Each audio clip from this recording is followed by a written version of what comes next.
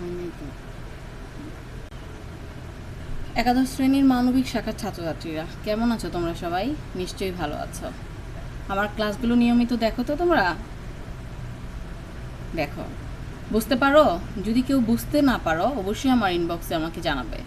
যদি কোনো পার্ট বা কোনো বিষয়টা তোমাদের মনে হয় যে এটা করলে ম্যাডাম ভালো হয়, অবশ্যই সেই মতামত জানাতে পারবে। আজকে আমি পরীক্ষা রিলেটেড আরেকটি পার্ট নিয়ে হাজির হয়েছি তোমাদের কাছে। আজকে আমরা যে পার্টটি পড়াবো সেই পার্টটি সামনের পরীক্ষার জন্য খুবই গুরুত্বপূর্ণ। তোমরা খুব মনোযোগ সহকারে দেখবে, আর অবশ্যই হোমওয়ার্কগুলো সবাই ঠিক টাইমে দিবে। তোমরা সবাই কি করো, যেদিন আমি সময় দিই যে পরের দিন হোমওয়ার্কগুলো জমা দিবে, পরের দিনের মধ্যে 2 দিন 3 দিন পরে যে জমা দাও, এই কাজগুলো করবেন। ঠিক আছে, আসো আমরা ক্লাসটা শুরু করি।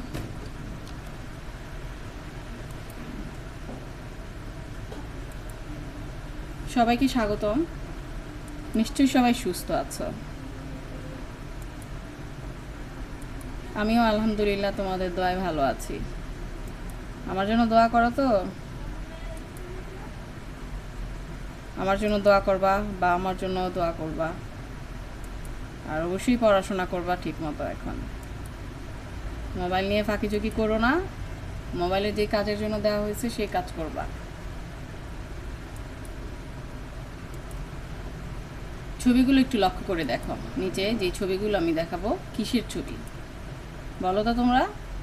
একজন ডাক্তার, একজন উকিল, একজন রিক্সা চালক, চা বাগানের শ্রমিক, এই যে ছবিগুলো দেখা যাচ্ছে এগুলো কি? এক একজন এক এক ক্যাটাগরি, তাই না? এটা কি বলে বলো তো? এই ডাক্তার, এই ডাক্তার এটা কি? একজন উকিলের সে যে ওকালতি করে, এটা কি? এটা আসলে কি? পেশা। আজকে আমার বিষয় হচ্ছে তোমাদের সাথে পেশা। আমি পেশা এবং বৃত্তি এই দুটি নিয়ে আজকে আলোচনা করব। আমরা প্রথম যে ছবিটি দেখতে পাচ্ছি, অফিসে ব্যস্ত কর্মচারী, কর্মকর্তাগণ, এটাকে আসলে কি বলে? পেশা বলে। এরপরে দেখছি একজন পাইলট, এটাও কি? পেশা, তাই তো? তার মানে উচ্চশিক্ষিত ব্যক্তি যে ধরনের কাজ করে সেটাই হচ্ছে পেশা। আর বৃত্তিটা কি? একজন কৃষক গরু দিয়ে হাল চাষ করাচ্ছে, এটা তার ইচ্ছাটাই যথেষ্ট কাজের জন্য, এটা কি? বৃত্তি। রিক্সা চালায়, এটাও কি? বৃত্তি।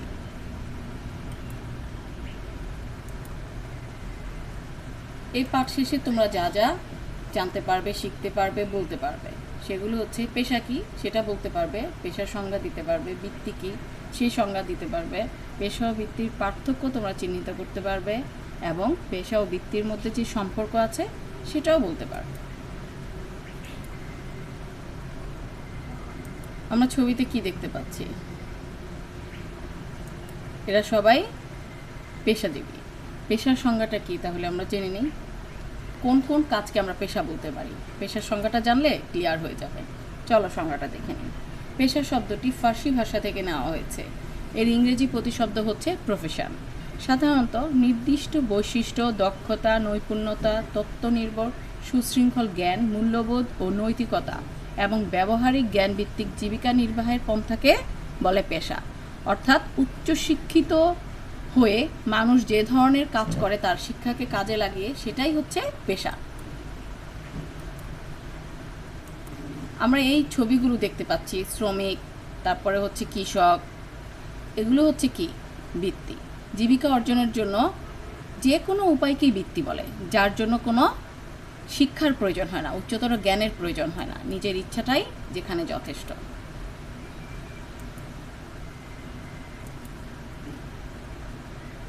আমরা এই যে ছবিগুলো দেখছি একটু লক্ষ্য করে দেখো,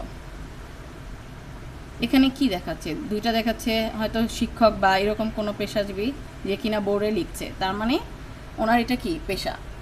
স্টুডেন্ট, ওরা একসময় উচ্চশিক্ষিত হওয়ার পরে যে কোনো কাজ করবে, সেটাও কি? পেশা। একজন কৃষক, তার এই কাজটা কি? বৃত্তি। এই দুটার মধ্যে পার্থক্য কি?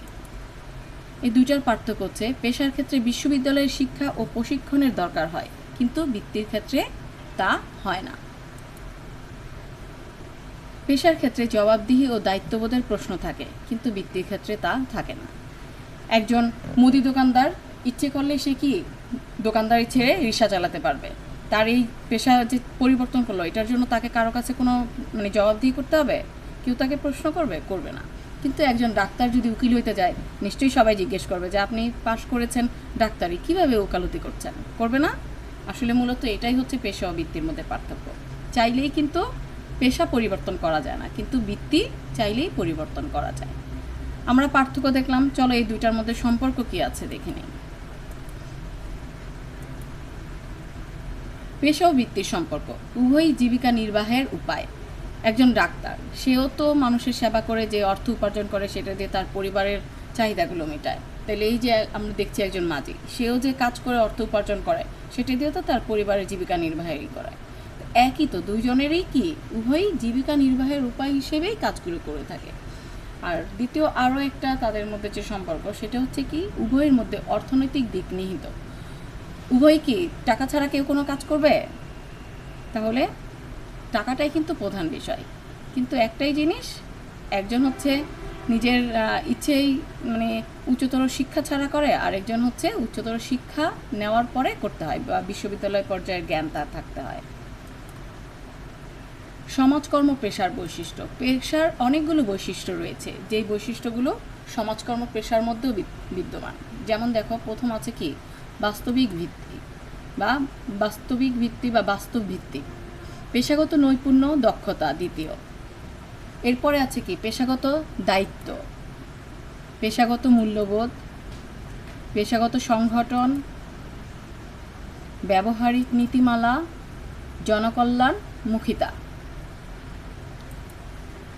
আরও আছে কি উপার্জনশীলতা। এইগুলো হচ্ছে যে কোনো পেশারই বৈশিষ্ট্য, আর এই প্রত্যেকটা বৈশিষ্ট্যই দেখবা তোমরা যে সমাজকর্ম পেশার মধ্যে আছে। এটা কি বাস্তবভিত্তিক না সমাজকর্ম? এটা কি কল্পনায় কোনো কাজ করে না, মানুষের যে কোনো সমস্যার সমাধানে তারা এগিয়ে আসে। তারপর পেশাগত নৈপুণ্য ও দক্ষতা রয়েছে, এরা কি উচ্চতর শিক্ষা অর্জন করে এমফিল পিএইচডি পর্যন্ত করে একজন সমাজকর্মী সমাজকর্ম পেশায় নিয়োগ হয়।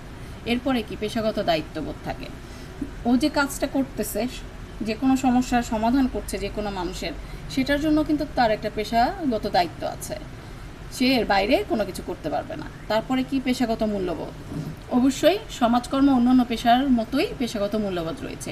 এরপরে সংগঠন, কোথায় এই সমাজকর্মী যে কোনো জায়গায় যে খোলা আকাশের নিচে যে সমস্যার সমাধান করে না, তারও একটা সংগঠন রয়েছে, সে তার মাধ্যমেই কাজগুলো করে থাকে। ব্যবহারিক নীতিমালা, তোমরা সবাই জানো যে সমাজকর্মে কিছু নীতিমালা রয়েছে, সেই নীতিমালাগুলো অনুসরণ করেই সমাজকর্ম পেশা সে কাজ করে থাকে। জনকল্যাণমুখিতা, এটা তো অবশ্যই জানো যে সমাজ কল্যাণ মানেই হচ্ছে জনগণের কল্যাণ বা সমাজের কল্যাণ।